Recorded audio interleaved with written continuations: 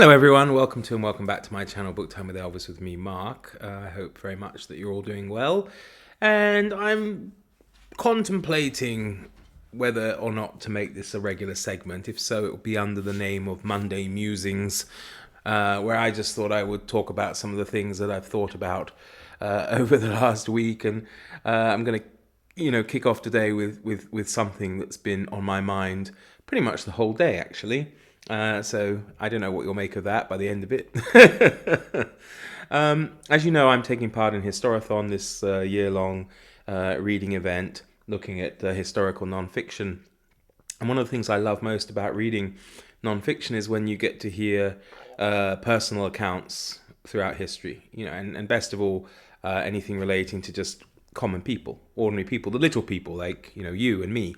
Well, maybe not all of you, but certainly me. I find this absolutely fascinating. It got me thinking, like, for example, I believe from Sumeria there are something like 2 million clay shards and clay pieces or whatever that have writing on, and maybe only 60,000 or so of them have been deciphered up to this point. And I started thinking, what's our legacy going to be? What kind of things are we going to leave behind? Now, as content creators on YouTube,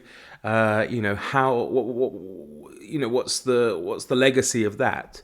Is it going to last indefinitely? I mean, YouTube says it's going to, it keeps those videos up forever, but then will there always be a YouTube? I don't know. Will the technology always exist that allow people to access our content? It's kind of an interesting thought, I think, if you really sit down and mull it over, that these videos we're putting up could last, 50, 100, 500, 1,000 years. As long as that technology is there, as long as the internet's still there, or if those videos have been archived, maybe not all of them, but some of them will probably survive. There's something like 700,000 hours of video uploaded to YouTube only in a single day. That would take you 80 years just to watch a single day's worth of hours on YouTube. So, I mean, Steve Donahue alone makes up half that number. Obviously, there's a hell of a lot of garbage out there, and even from a BookTube point of view, there's going to be a load of videos detailing petty arguments over monetization, or, I've read a bigger book than you, or somebody complaining, or pointing out for the umpteenth time that Gone with the Wind is a racist book. Well, duh, of course it is. No surprise there. It's one of those things that just never ceases to amaze me when people pick it up, make a video about it, and then talk about, it being racist, like it's a big revelation. But hey-ho, I'm not turning into one of those videos.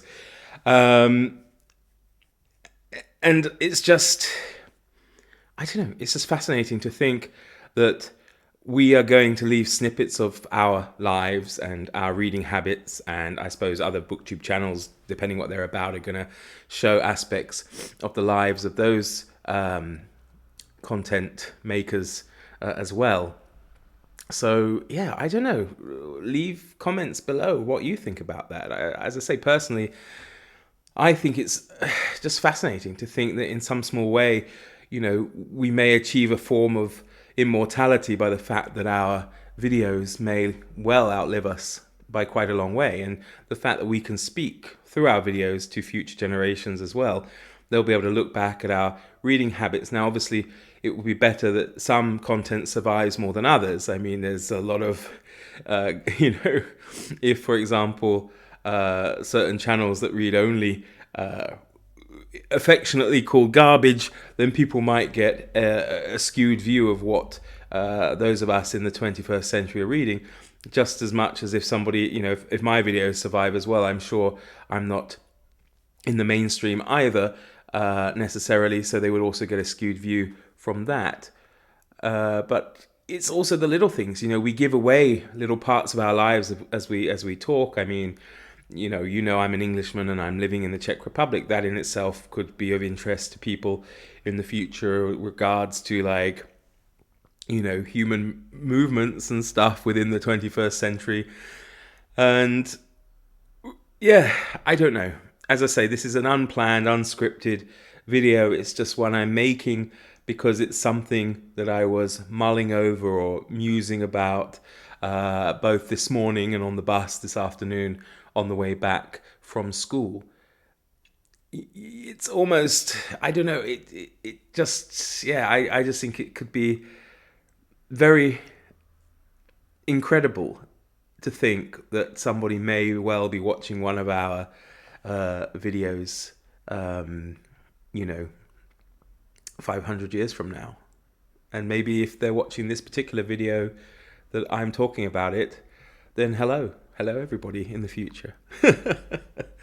So yeah, leave me your thoughts on this. Is it something you think about? I mean, the you know, we're so worried about the fact whether we're going to even exist, you know, as a civilization 100 years from now, given everything that we're doing to this planet and whatnot. So perhaps this is all for nothing anyway. But it's certainly something to ponder on this Monday day. Okay, everybody, thanks very much for watching. Do take care. Bye bye.